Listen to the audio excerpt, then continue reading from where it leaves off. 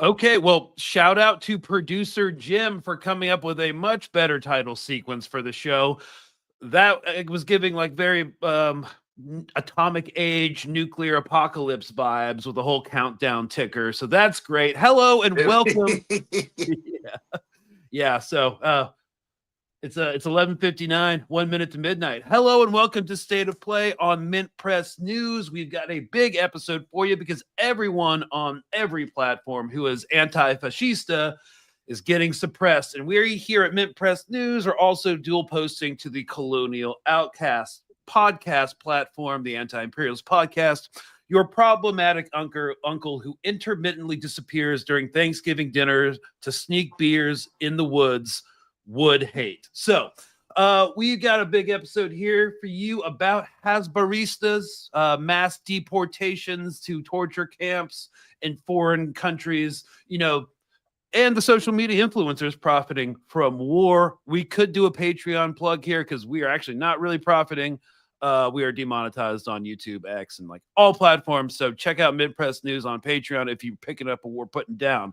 But anyways, this is going to be more of a didactic activism episode here, more so than objective journalism. I actually no longer believe that journalism should be balanced or objective. We saw the liberal media in Germany during the 1930s try to have objective editorial stances like, let's hear and present both sides of the argument. Meanwhile, the other side of the argument was literal Nazis. So anyways, we ain't going to do that here at MintPress News. We got information war to wage. And to that end, we are joined by two wonderful guests. First, we've got I Am Blakeley, the incisive Brooklynite activist who spends a lot of time owning the Zios and the libs. According to your chaotic Twitter bio, you are a songwriter, white trash belly ring enthusiast, non-binary, lefty Christian, coffee fanatic, Dashman mom, and patriot. So that's cool. Thanks for coming on. Thanks for having me. Yes, Dachshund mom, as you can see. Sorry that they do have to be featured, but if I put them in the other room, they will bark. No. But yes. That is right. And you can just call me Blakeley. I Am Blakeley's just my handle. Like you can just Okay, we're just going to call you Blakeley.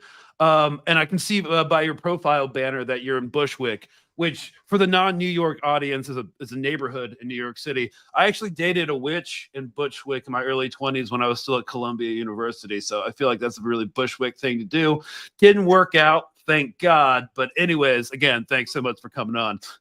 It's nice that you knew where it was. Well, I actually don't live in Bushwick anymore, but I did live in Bushwick, and that is my photo. I didn't just take that off Google. I did take that picture about 10 years ago. Okay.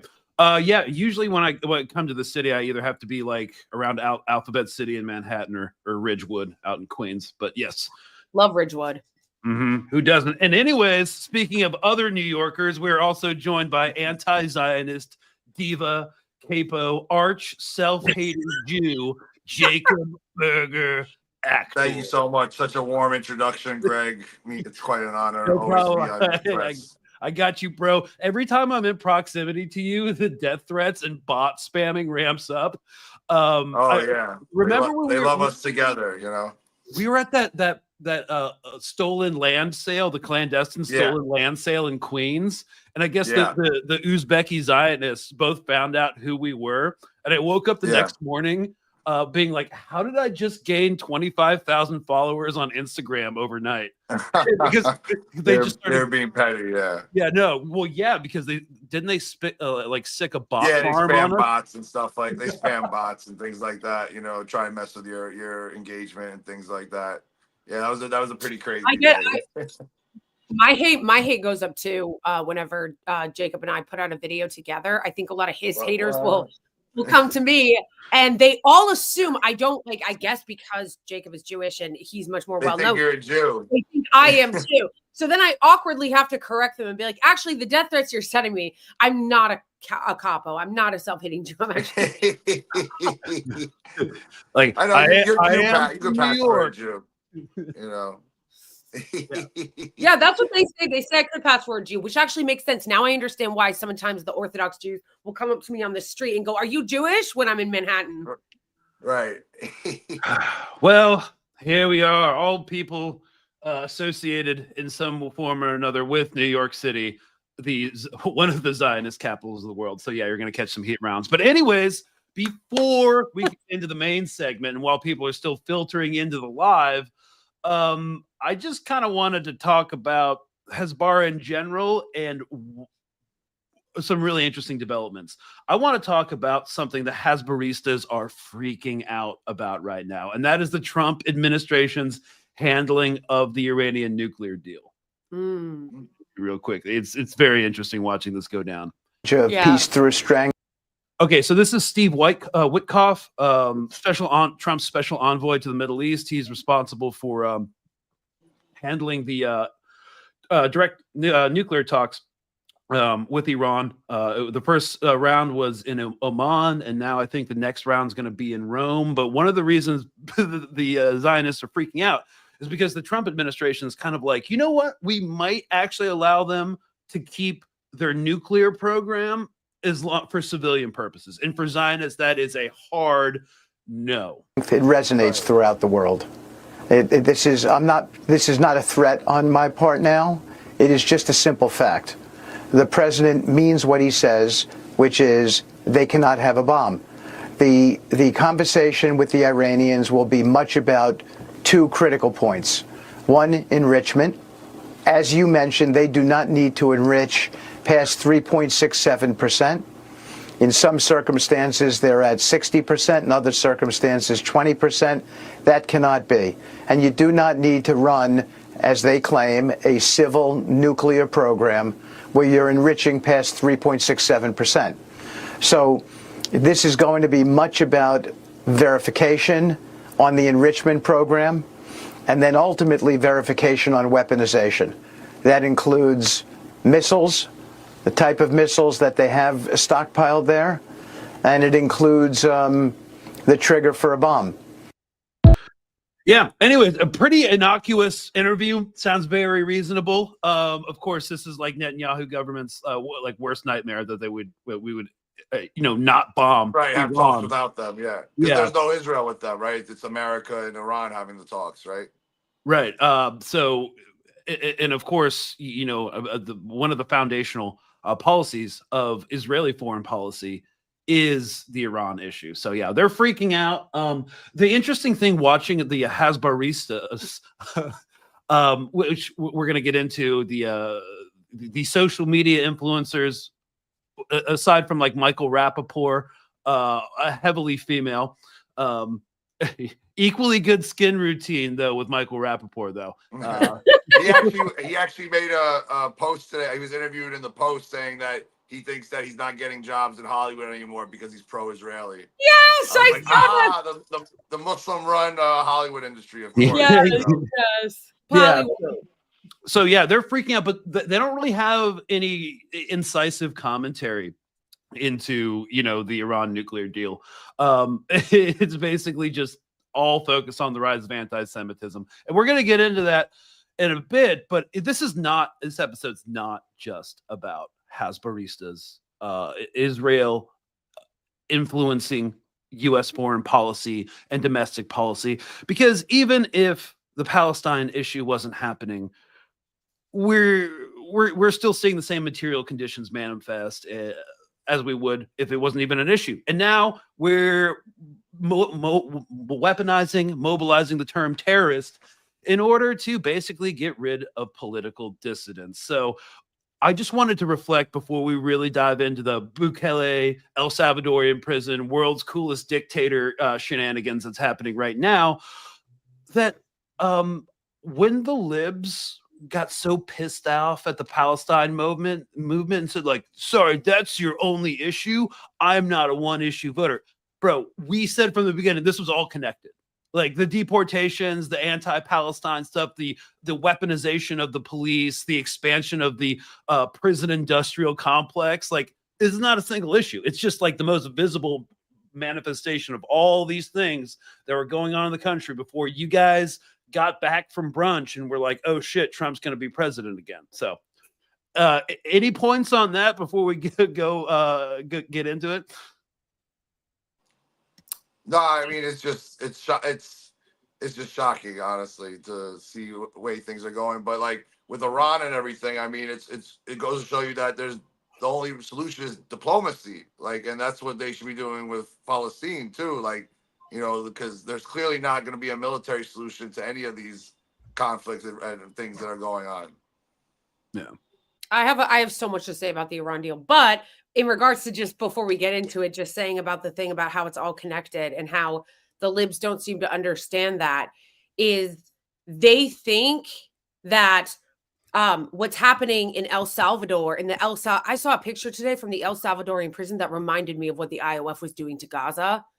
And if people don't understand that these things are all connected, then just remember that yesterday Trump told Bukele that we have our own homegrown problems and we need to build more prisons in El Salvador to do something about that. Who's that?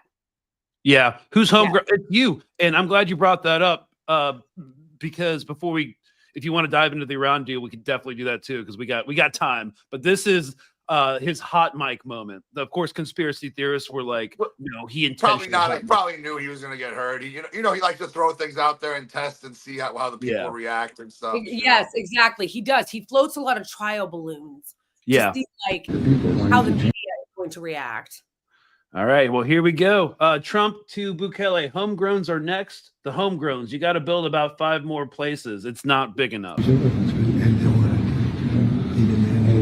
you. They love what you do. I'm not here supportive. I want them to do,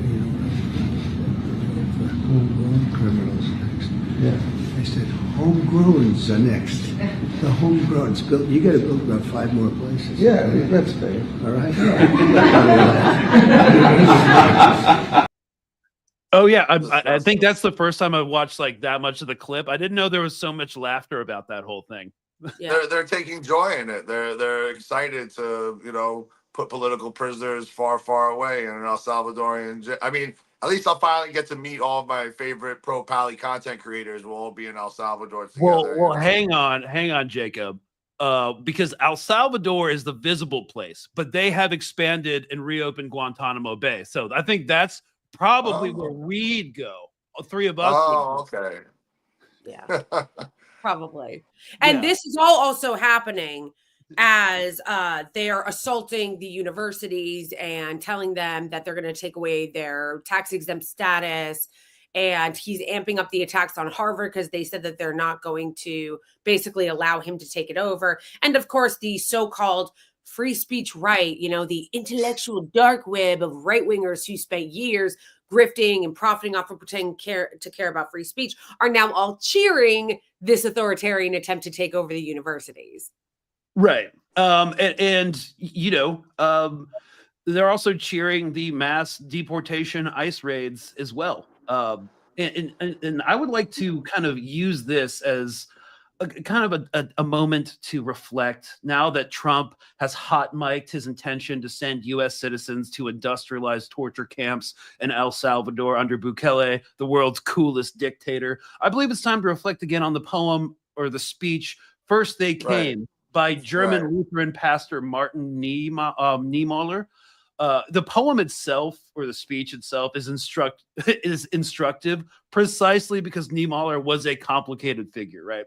A right-wing anti-Semitic Nazi supporter. He was imprisoned for speaking out about the state control of churches. It's probably already too late, but if you're going to get stuck in, now's the time. Your religious affiliation, your proximity to whiteness ain't going to save you from the goon squads. And the state will systematically work its way up the privilege ladder until it comes for you. The road to fascism is paid. It's literally paid by people telling you that you're overreacting. It's just illegal immigrants, right? And that's the thing. I think a lot of Americans won't take it seriously until someone like that looks like me or you, Greg or Blakeley, is sent to the El Salvador, or whatever it may be. Because right now it's brown people, so like they don't care. Like, but once it's related, like whoa, what's going on? They're sending white people down there, like because that's just the white supremacist nature of the America that we live in. Right. And, first they came for the communists and I did not speak out because I was not a communist. Then they came for the socialists and I did not speak out because I was not a socialist. Then they came for the trade unionists and I did not speak out because I was not a trade unionist. And then they came for the Jews and I did not speak out because I am not a Jew. Then they came for me and there was no one left to speak out for me. And I don't think like fascism, classic neo-fascism that we're seeing right now, looks like exactly like the classic fascism of the 1930s, but trends. I'm sure they'll come up with some snazzy outfits soon that all the Trumpies will wear, something very sleek with eagles and also some kind of uniform. And I think a lot of people like don't understand that things look different in a modern age, or that they don't all happen at once. Like a lot of people, because it's easy to look back at history, always act like, to give the most extreme example of like Nazi Germany, like it all just happened at once. It didn't all just happen at once. It happened slowly. It happened in steps. And also like, it's not going to look exactly the same as it did in the 1930s or 40s when we live in 2025 and have an insane amount of technology. Like, no, fascism in 2025 looks like them monitoring your social media and then showing up at your immigration hearing. It looks like them putting cop dogs on the fucking street in Denver. Like, it's not going to look exactly the same. Right. Again, because they can have kind of a less visible approach than sending like brown shirts into the streets to bust unions, in the 30s. But yes, and I think this is a great segue. I want to look at Carolyn Leavitt. She is the press secretary for the White House. She just gave this press conference a couple hours ago before recording. Listen to the language that's being deployed and how it's coming from people in the pro-Palestine movement. It's coming from people in like the anti-immigration movement. We're just all gonna get slapped with the blanket word terrorist. Our administration will not rest until every single violent illegal alien is removed from our country. The safety of the American people is too important to settle for anything less. On that note, the Democrat and media outrage over the deportation of Abrego Garcia, an MS-13 El Salvadorian illegal alien criminal who is hiding in Maryland, has been nothing short of despicable. I just want to make one point. Like during her first month as press secretary, she had this like giant silver crucifix, but she doesn't wear it anymore. I wonder. Apparently, she took it down because there's a TikToker who makes fun of her and uses a big gaudy cross, and she got really, and she even addressed it in a press conference. So which I actually do love, because I can't and I'm saying this as somebody who is a Christian, I can't fucking stand that all these fascists wear those giant ass crosses. Like I can't. They're so hateful. It's basically like to me, if I see somebody and it's usually some blonde woman wearing an enormous cross, I know that they're about to say some fascist shit. So absolutely. And the bigger the cross, the bigger the dog whistle. Also, so she got trolled and stopped wearing it. I thought it was because the silver crucifix started to burn her flesh, but I guess that makes more sense. Both valid, both valid. But I don't guess she's calling him a terrorist, even though they said that he didn't do anything. Right. This is about a minute long, and she contradicts herself, and that's kind of where it's like, oh, It really doesn't matter. They're going to do whatever the fuck they want to do anyways. Based on the sensationalism of many of the people in this room, you would think we deported a candidate for Father of the Year. That's because they were so triggered that one of the headlines was Maryland father illegally deported, and they can't get over it. Unfortunately, many in this country care more about this quote-unquote Maryland father, a legal alien MS-13 gang member, than a Maryland mother and an American citizen who was brutally murdered at the hands of a different illegal alien. As if they care about her either. No, but this is why the main segment we're going to tie into Hasbaristas, because literally it's the same kind of cherry-picked atrocity propaganda, right, used now to militarize the deportation program. It's the same strategy that they're using to bomb hospitals in Gaza as well. Totally, and not only that, but also like. First of all, I guess they decided they were going to amp it back up to 2003 and start using everybody as a terrorist again. Now that the gang member in MS-13 has kind of worn out, people don't really care. So now they're like, okay, we got to bring terrorists back, which I would implore anyone when you hear that word to become extremely suspicious. And the thing that really gets me, I doubt there's any right-wingers in this chat, but if a right-winger happened to come across this, I can't get over how little they seem to understand that this could come back to hit them as well. Like, do you not get that there were a lot of people that said that people who were associated with the January 6th riots were terrorists, were domestic terrorists, and should be spending life in prison? How short is your memory? Like, do you not understand that? And you know what? Actually, what gets me is they don't care because they think it's not going to come for them. That's it. Because you do understand when it comes to the right wing, understanding the left's overreach of calling them domestic terrorists, they get it. But then when it comes to them, they're like, oh, no, everybody else is a domestic terrorist because they don't think it's going to come back around for them. But you're a fool if you don't think it's going to come back around for you, because terrorist is a word that the U.S. and the Israeli government especially love to use, usually reserved for Arabs and Muslims, but they'll use it on you too, or they'll call you somebody who aids and abets it. Right. And I would like to remind everybody that the word domestic terrorist actually came out of the 90s when environmental activists were doing direct action against corporations. So it's all. I didn't know that. Yeah. That's where the whole domestic terrorism thing, like eco-terrorist, comes from. But yeah, that's a great point. I'm going to keep playing this because it's an exact demonstration of what you just brought up. Of course, I am referring to Rachel Morin. Administration officials made it very clear that El Salvador is responsible for Mr. Abrego Garcia, yet El Salvador's president said we're not going to do anything with him. So my question is, who is responsible for this man and where he's going to end up? Well, no. First of all, President Bukele said that he is not going to smuggle a foreign terrorist back into the United States of America, as many in this room in the Democrat Party seemingly want him to do. Abrego Garcia was a foreign terrorist. He is an MS-13 gang member. He was engaged in none of this has been proven. There's been no due process. He was literally just disappeared at night. They just throw out like a million buzzwords and see what sticks. Like it's yes. He illegally came into our country. There was actually a pause, an order to not deport him specifically by the federal court. And so deporting him back to El Salvador was always going to be the end result. There is never going to be a world in which this is an individual who's going to live a peaceful life in Maryland, because he is a foreign terrorist and a MS-13 gang member. Not only have we confirmed that, President Bukele yesterday in the Oval Office confirmed that as well.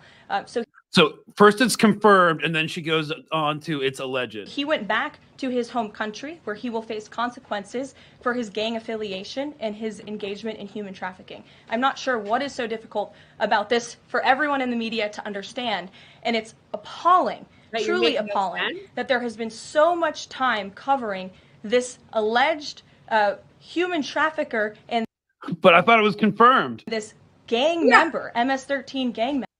All right, enough of that. I thought other people from the administration said that it was a mistake. Like they openly admitted it wasn't.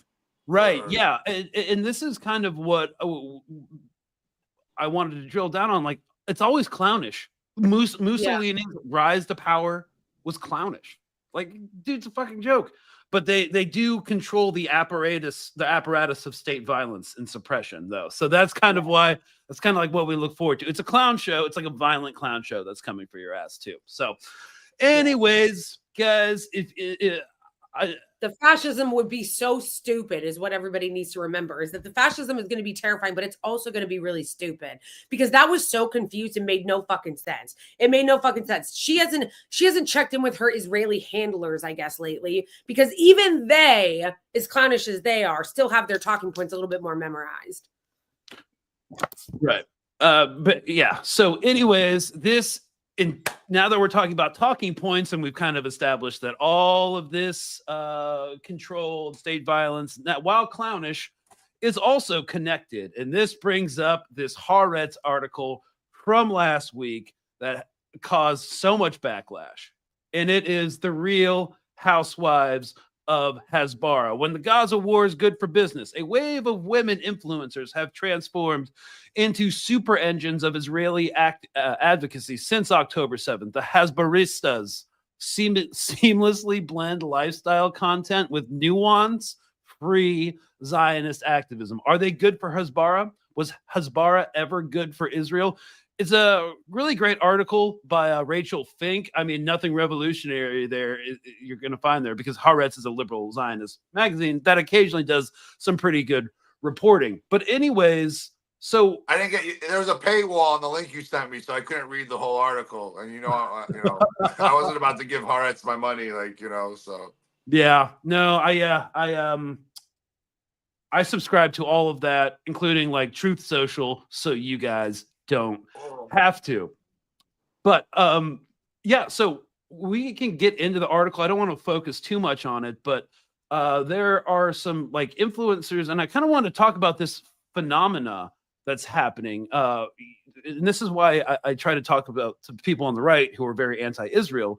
It's like, look at these kind of influencers who are using the war in Gaza to make a bunch of money. It's almost like this entire thing, this atrocity propaganda, the bombs falling, the economic system, it's all connected to capitalism. Like there is nothing more capitalist that I've seen than these momfluencers selling diet pills and talking about October 7th. Yeah, and they said, that they were Israel approved $150 million budget for 2025 for Hasbara. Like, it's clearly they're spreading it around. There's a lot of profit to be made in doing that. Right. And we've got some pretty big influencers here. Just to put everybody on the page about this, like we've got Lizzie Savetsky. She is one of the big ones. Okay, hang on. Yeah, she's got like million followers across. Okay, well now you have, because she's a very polarizing figure. Her fans hail her as a Jewish lioness, a modern day Queen Esther, as one website recently enthused. But she's also dedicated a contingent of detractors who accuse her of distorting facts, defending Israeli military action that some classify as war crimes, and even leveraging her children to have emotional responses. And what this article talks about is, it's kind of like these accounts are like whiplashes, because they'll like the two young twins who died in Gaza, or whatever their names. Yeah, the Beebis. The Beebis, yeah. It'll be like that one post, and then next like thirst trapping in a bikini as well. So just to demonstrate what these what I was laughing because, first of all, I am familiar with her. How I became familiar with her, she's honestly really scary to me. Like her eyes look demonic. I know, like really fucking scary to me. And I know people do get twisted, and I totally understand it. Trust me, when people comment on especially women's appearances, but I can't ignore how demonic she looks, like a fucking demon. I'm sorry. So anyhow, I became familiar with her because she did this incredibly embarrassing propaganda video where she walked around Times Square and showed billboards of a pro-Palestinian anti-genocide company that had just put up billboards that said, like, with facts, this is how many children have been killed in Gaza. And she's like, I'm here in Times Square with these Hamas propaganda billboards everywhere. It's really unsafe. Just like standing in front of like the Disney shop in Times Square. I was like, is this? I thought it was a joke at first. I thought it was a parody. And then somebody was like, no, she's a influencer. Yeah.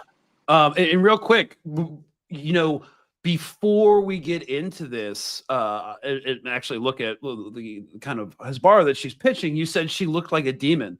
Well, you know, I kind of like grew up with the whole Dracula thing. I'm loosely related to Bram Stoker. And she really reminds me of Lucy Westenra after she dies and is born again as a vampire. Check this out. I'm not trying to nerd out too much, but I'm just going to put this in your headspace before we start looking at the interview. Yeah, like this is a good one right there. So right, Yes. okay, yes. so now I would never stoop so low to do ad hominems. I just thought I'd nerd out about Dracula real quick. Anyways, Here we go. Have had trouble crossing the street at times because of these protests. One of them was on the day of Hersh Goldberg Poland's funeral, that's hostage, and they were waving Hamas flags on the day of his funeral. I was with my children and we couldn't even cross the street. At that point, I said, I've had enough. And we had heard our previous government administration say things like, oh, these protesters are expressing exactly what the human emotion should be, defending and sympathizing with these protesters. So thank God now we have President Trump, who is not tolerating this, and they're pulling federal funding. They just pulled federal funding from 3 more campuses yesterday, Cornell, Brown, and Northwestern. We're finally seeing consequences. These protesters This was from 2 days ago. Are so unhinged and they can get violent. We had certain situations that have led to hospitalizations of people on these campuses. It's normal to be afraid. I think that's a normal human reaction. But what I've also seen is just a complete display of Jewish pride. I think if anything, that all of this chaos on campus is making Jewish students lean more into their Jewish identity, lean more into their Jewish community, want to put on a bigger Star of David and just say, we're here, we're proud, and we're not going anywhere. Michael Rappaport has plenty. He's got like 50 giant Star of David necklaces if you need one. So, yeah, Jacob, your response to that sentiment, that it's like bringing the Jewish, all this is bringing the Jewish community together. Like, what do you think? I mean, it's just such self-victimization bullcrap that she's putting out there. Like, have you ever been to a pro-Palestinian rally, like especially in New York? You know, the Zionists show up and they're trying to antagonize people. It's this constant like, boo-hoo-hoo, woo is me, like we're under attack, and it's all a bunch of BS. And you know, I don't think it's, you know, obviously they don't like pro-Palestinian Jews. Like, I've been ostracized from the community as a result of standing up for Palestine, but I know I'm not alone. I know we're on the right side of history, and it's just a disgusting shame what people like her and other Zion Nazis are doing to basically make the reputation of Jewish people bad. Like, you know, that they support, like we're all one monolith, which is obviously not true. Yeah. Well, hang on. I'm about to show you the most unhinged argument. Did you celebrate Hanukkah this past year? Yeah, we lit the candle. Okay, cool. Well, did you know that makes you a Zionist? Okay. Here we go. Here's another one. Wait. Here we go. How stupid do you guys look? Wishing people a happy Hanukkah, lighting the... So if you're just listening to this is a Hasbarista arguing that Jewish Voice for Peace, because they celebrated Hanukkah, are actually Zionists. So how stupid do you guys look? Wishing people a happy Hanukkah, lighting the Hanukkah candles. Okay, dum-dums. I mean, how stupid are you? Celebrating Hanukkah is literally celebrating the success of the Maccabean revolt. When Jews tried to fight against the colonizers of the land of Israel. I'm sorry, I can't. Best Hanukkah gift would be if somebody let me debate somebody from JVP. His name is literally Judah the Maccabee, like Yehuda. Happy Hanukkah, JVP, you're all officially Zionists. I don't think she really wants to actually debate someone from JVP. I don't think she wants that smoke. No. No. It's their arrogant. They all have the same like very arrogant like I'm 100% right tone, which is just it's like nails on a chalkboard for me. Like they all of them kind of cookie cutter in that way. Right. And what's your guys' take on how the like information war is going about this? Because they, as you mentioned, they've greenlit an absurd war chest to push more Zionist propaganda. Do you think like both of your takes on this, do you think it's past a point of no return, or do you think we're just going to keep seeing this and this is going to remain part of the narrative going forward forever?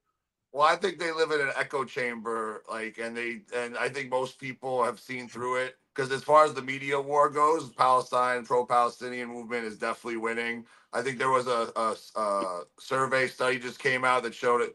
The amount of Americans that have negative views of Israel went from like 43% to like 53% in the last like 3 years. So that's showing that, we're going the right direction of people waking up, but it's just going to take time. And like, luckily this kind of content, I think only works on the people who are Zionists and embrace white supremacy. Yeah. Yeah. I think, I think it's amazing that they're spending this much money on their Hasbara budget, and this is the best they have, because none of these people are even good at what they do. They're not like, if I were on the hiring end of the Hasbara, I would be very upset with the fact that these people are what you have. This is the best that you've got, because all of them, not only, as Jacob said, come across condescending as fuck, they're all terrible actors. Like, very bad actors. Running around in her incredibly expensive watch and purse going, "This is Israel for you." Like, right. It's insane bad acting. That woman that you just showed, the one who looks like a demon, she's like, they sound like a joke. I'm afraid to cross the street. Their emotions come off so fake, Blakeley. Yeah. Like it's so odd. Like I'm not even being facetious. Like I don't think I've ever seen a Zio influencer shed a tear about October 7th or anything like that. Like I've never seen them post any. Like they don't care. They just use it as a political fodder to justify what they're doing to the Palestinians. Right. And what people should understand, and I'm saying this too as somebody who was very gettable, you should say, by either side when this first happened. I was extremely gettable if they had better propaganda, because I came into this believing all the shit I'd learned about Israel when I was growing up, which was all positive and negative about the Palestinians. And one of the things that really started to make me understand how insane they are was them. It was people keep saying themselves. It was them. It was watching their lunacy, watching their TikToks, watching the IOF dance and smile as they blew up buildings, trying on women's clothing, women being like, "Oh, look at how we're cooking. Come with me while I cook for the IOF right over the border of Gaza, the death camp." And I'm like, wait, what? It was them, which is why I think it's so funny when they'll go, "Oh, you're just falling for Hamas propaganda." It's like, it's actually you that's really not helping your cause, actually. Right. And I'm really glad you brought up bad acting of the Israel activists, the pro-Israel activists. They really are dealing with top-notch talent. Here's Gal Gadot. Right. Campaign to fill the Nile. Kalel, no. Max Lord, you're putting yourself and everyone else in grave danger. I think Javier Pena is just looking at her during that scene, like responding is like, how am I on stage with this person? How am I on set? Right. I need you to give me the stone. What's that? Apparently, it's the lowest ranked movie on IMDb ever. Oh, the Cleopatra movie, or the the Snow White movie. Oh yeah. What happened to it? Yeah, you're right. He's in disbelief. Yeah, He's like, I gotta act alongside this. Yeah, like what even is happening? What did you say? You're Snow White. So exciting. Very interested to find the men who bought those. Why should I help you? Because we're asking you nicely. Just tell me what it costs to get her away from me. Name a price. I'll buy the whole damn boat if I have to. Who are you? The lasso of Hestia compels you to reveal the truth.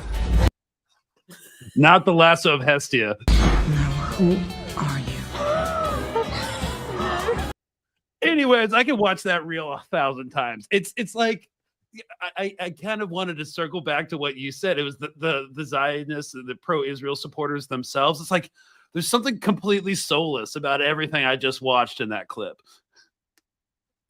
It really makes you think when I saw that clip, because it was only recently, and I'd never really seen any of her movies. I was like, how is this real? If I saw this, I would think, oh, she must be related to the director.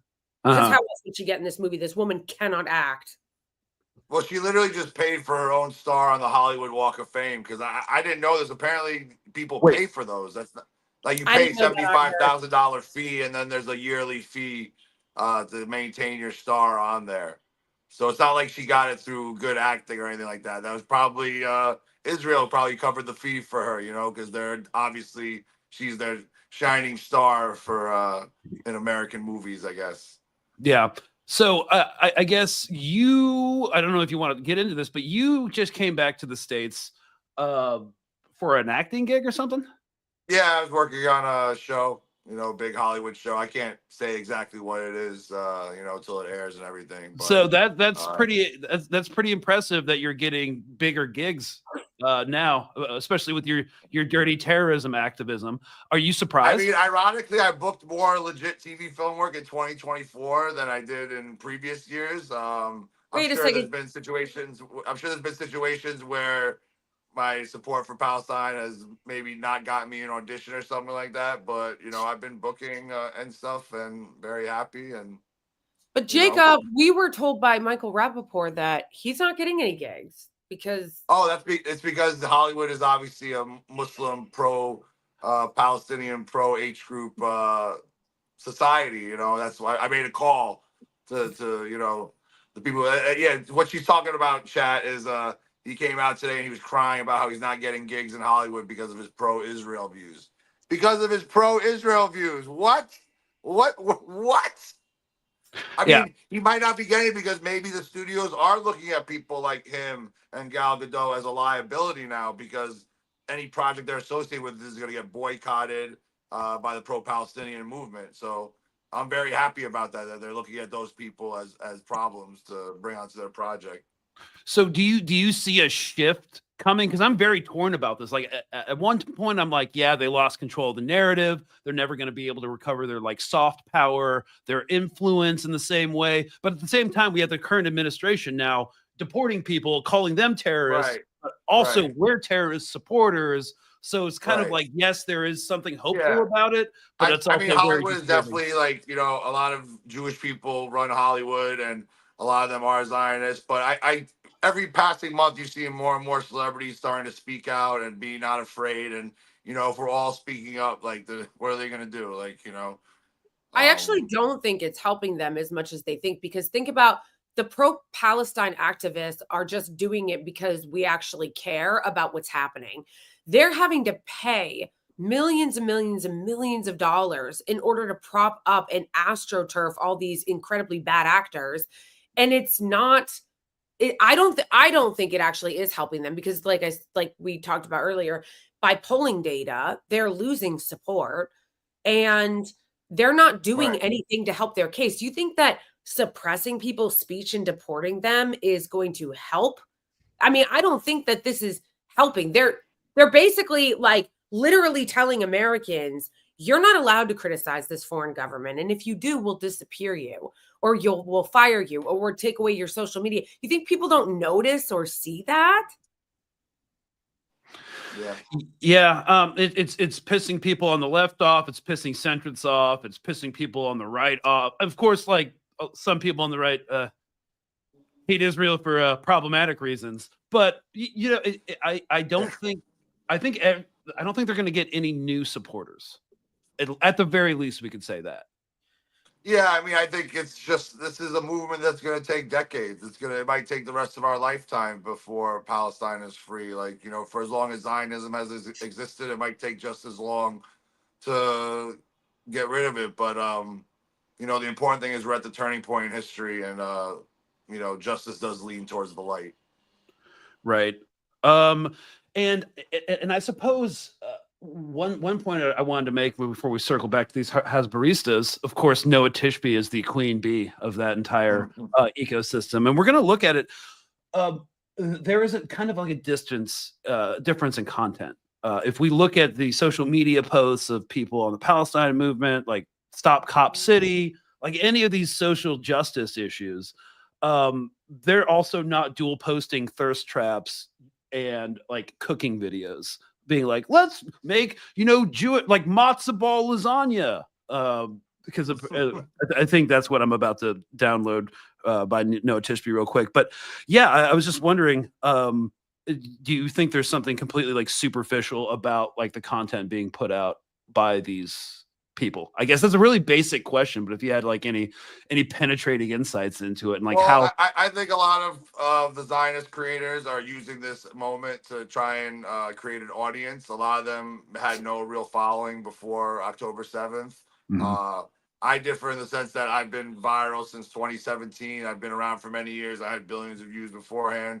So it's clearly like they found something that people respond to. They need, like, the Zionists would love if I were on their side. Like, they would make me, like, I would be Noah Tishby level if I was on that side, because I make good content and people know me and I have a reputation and I have a big reach. But like all the content, and like even when they do attempts at humor, like their comedy skits, it's so painful to watch. Like, it's always punching down and it's just very much just gross.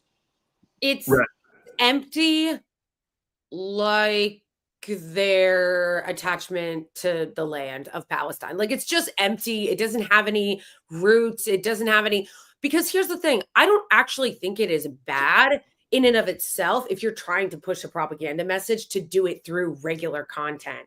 That's how people do effective propaganda, by doing things like, hey, we're just doing a day in the life, or we're going grocery shopping. Like, that's how you get it to seep in. So it's not that it's necessarily bad if you were wanting to put out that type of propaganda to do it through regular influencers.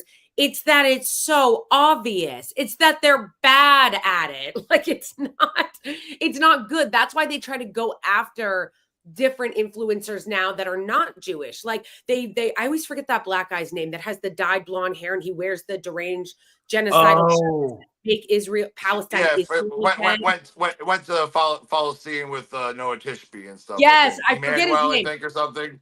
Emmanuel, I think is something. No, not him. He's a TikToker that, like you were explaining, didn't really have the other, I forget his. We don't got to give him any promo here. So well, we don't need his name then. But he's another one of those people that they kind of plucked out, along with that Iranian woman who does propaganda for them. Oh, Elika Laban. Yes, yes. So real quick, she blocked me because I was working with Propaganda vs. Truth, that account that got deplatformed on Instagram, and we're like, she changed her name to be more like Western passing from an Iranian last name to Laban, to be more like Euro trash, I guess, and to be more accepted there. But like, dude, her father literally works at an IRGC think tank, and she's just on a right-wing Zionist grift. Her family's like deeply embedded in the Iranian government. And when I pointed that out with receipts, she blocked me. So just a little thing about Elika Laban. And this is another thing that I think Hasbara, Unit 8200, they like to do. They like to support like people like beautiful women, people who aren't white, that will support the message, because it's like, whoa, an Arab guy who Arab Israeli saying that the Israelis hate Arab. Obviously there's something wrong here, or using sex to sell what they're selling, like all these Hasbaristas, objectively they're pretty good looking, and they know that people are going to eat up the message more from them than not the demon one. She's not, right. But no, I think Noah Tishby's attractive, but also what I'm saying is that they're finding a little bit more success with those people, but not even as much. But they'll use people like that Elika woman and it's so funny because, again, when we're talking about people who are coming into this not having a history and not knowing, I remember like right after October 7th happened and I still was trying to figure out what was going on. I came across some of her videos and did not know she was a Zionist propagandist and was like, oh, like what is she saying? And she was like doing, and I at first, thankfully I undid this, but they do that on purpose, as Jacob was saying, using people of color, using Black people. Noah Tishby did that skit where she's like, guys, look at this gay Yemeni, Arab, Palestinian, like where she's like naming all the things that he is in order to get you to like understand, appeal to him. And the same, but at first it worked a little bit on me, and then I was like, wait, because at first when Elika Laban was talking, I thought, oh well, she's Arab, so she must know something that I don't. Right. Saying that, or I would see like a Black IOF soldier and they would be like, this is the most diverse place ever. Would we have Black soldiers if we did? And I think that they know that kind of shit works on Americans. So at first I was like, oh, but then I was like, wait. Right. Especially liberal Zios, liberal Zios, you know, who have this. Yeah. So in case they give a shit about, you know. Yeah, I mean, talking about Hasbaristas, she's an Iranian, one of Iranian descent, which is really interesting. Also, pulling up my Twitter account real quick, going to her page, daughter of Iran, attorney, speaker, and But they would love to see nothing more than Israel destroy Iran. Like, she's a proud daughter of Iran, but would love to see Israel just wipe them off the planet. Yeah. Anyways, it says Elika Laban has blocked you. You can view public posts from Elika Laban, but you are blocked from engaging with them. You also cannot follow or message Elika Laban. So, anyways, she didn't like when I brought up certain things, but yeah, she's a foundational Hasbarista, and that's why the Zionists put her on Piers Morgan, because she's conventionally attractive and she can spew hate eloquently, and so the same way they love to bring on the son of the Hamas founder, like dude, what's that guy's name? so crazy.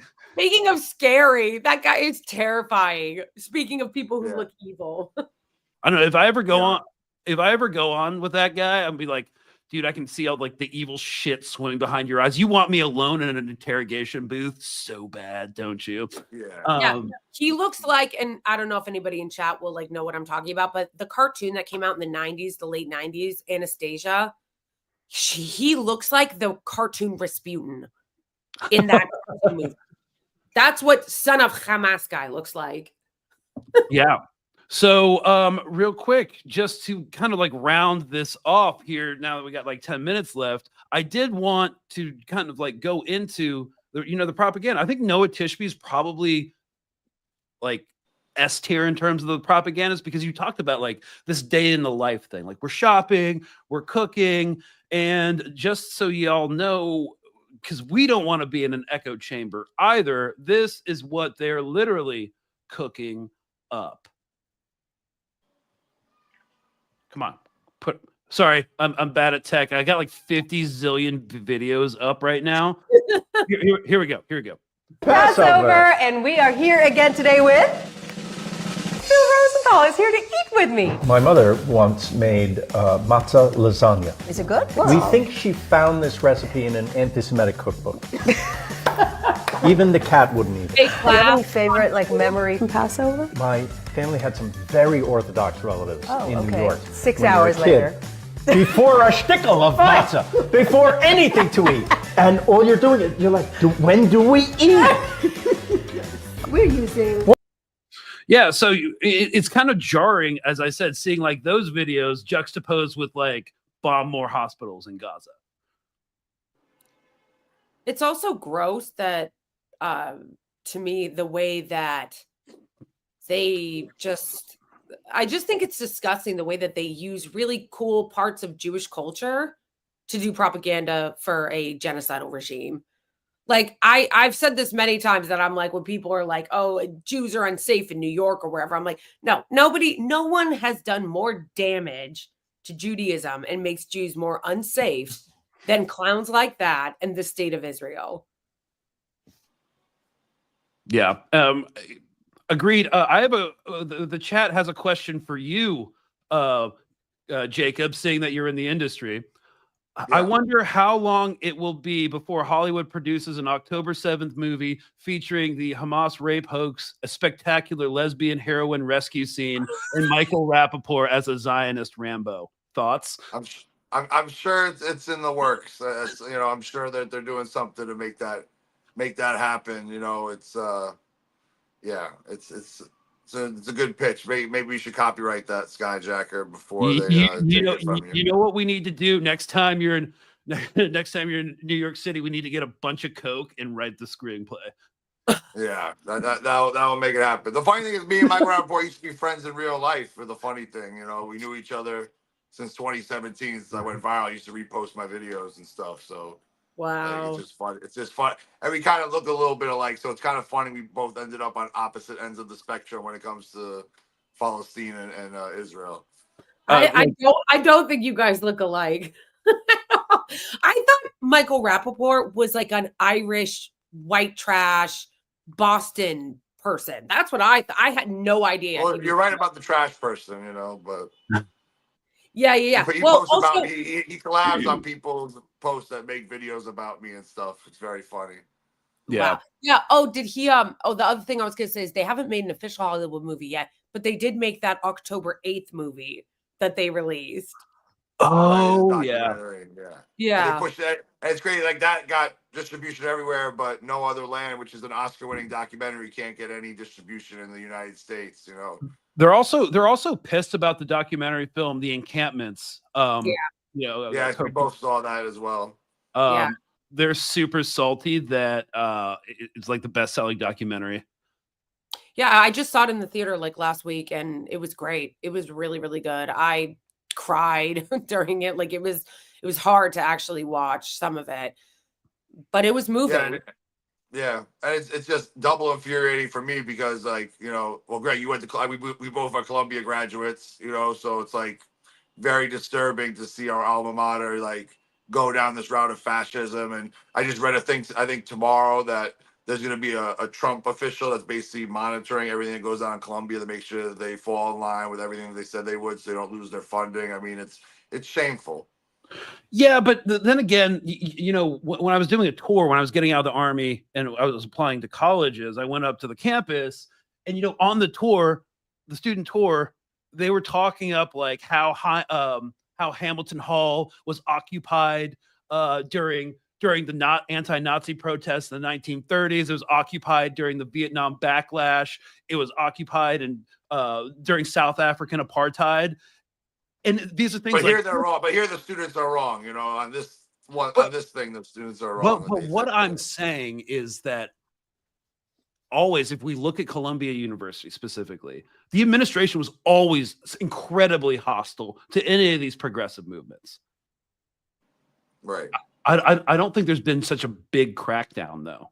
Well, I saw an article from the 1930s in the New York Times that said that Columbia suspended students back then in 1936 or something like that. They were protesting the Nazis because they were doing and then they expelled the students for protesting against the Nazis. Yeah. So, These places love to celebrate dissent and protest decades later, but they don't actually want to celebrate it or protect it at the time, because they had on their website proud, posts on their website about the apartheid protest that they took down after the campus protest. The way that Columbia University has acted is so disgusting, so pathetic, so shameful. Like, you're really good. That money, is that worth it to you, that you're going to allow yourselves to be just taken over by the administration and be an arm of the state? Like, please, if you're thinking about going to Columbia or sending your kid there, don't. Like, grow. Yeah, and what is it? Is it going to be on just year-round lockdown? Like, you can't go to the campus now unless you have a student ID. Like, it used to. For those that don't know, Columbia has always been an open campus. Like, anyone could just walk through it, and it's created a real issue for the residents that live in that community because now they have to walk all the way around the university. But obviously, Columbia doesn't give a shit about the local community because, like, they've also been in the news with eminent domain stealing land from Harlem and putting housing and things of that nature on 125th Street. So, you know, they're no stranger to doing things that are wrong. It's peak East Coast liberal behavior. Like, that's what Columbia University is. All right. Well, I know. Yes. Okay. So basically, just to tie everything off, we've got into the Hasbaristas. We talked about the intersectionality between this and the ICE and how they're just kind of fusing they're mobilizing the word terrorist. And while the Zionists might be losing the information war, it seems like the state itself is going to be ramping up its not necessarily like protection of Israel specifically, but they're using it as an excuse to enact more militarized surveillance and prison state. I don't know. Any last thoughts on all this? Any hopeful about anything? Pessimistic about anything? Like, where are you guys at? I just love when us white saviors come together, to be talking and chit chatting it up. We need to. I'm just joking, chat. The white savior Avengers over here. Yeah. I know humor. Go ahead, Blakely. Sorry. What? What'd you say? What I missed? What'd you say? No, I was just saying. I thought I was going to end it on a joke, but go right ahead. No, go. No, that was the joke. That was the joke. That was the joke. Okay. I was going to say that I actually am hopeful about stuff. That even though it's really, really difficult right now, and it's going to be painful, and I think there is going to continue to be pain, whether it is in what's happening in Gaza, which actually that's just not pain, that's just horror, that's a Holocaust that's happening. But I do think that in the US, the empire is collapsing, and it's going to continue to collapse, and there's going to be pain, and we're seeing it. But I think that as a result of that, the United States empire collapse is going to, the reason why they're amping it up and they're being so disgusting and so fascist is because people are starting to see the cracks. And I think the same is with, I don't think that the Israeli regime can continue on forever the way that it's going. There's no way. You can't, I feel like too many people have seen now. So we might see it for a while more, but it is eventually going to collapse, just like the US is going to collapse. Yeah, Right. and we can't give up, for Palestine. Like we obviously things are bad here, but they're not as bad as they are in Gaza and West Bank, and like we owe it to them to keep on fighting and using our platforms for good. And I hope that everyone watching keeps spreading the word and trying to be more active every day in this movement to try and help wake up the world and change things from this fascist road that we're totally living on right now. It's not even going down the road. We're here. We're in it. Yeah. And that's state. Yeah. Yeah. I also want to make clear, because I don't want people to misunderstand. I'm not comparing what we're dealing with in the US at all to what's happening in Palestine.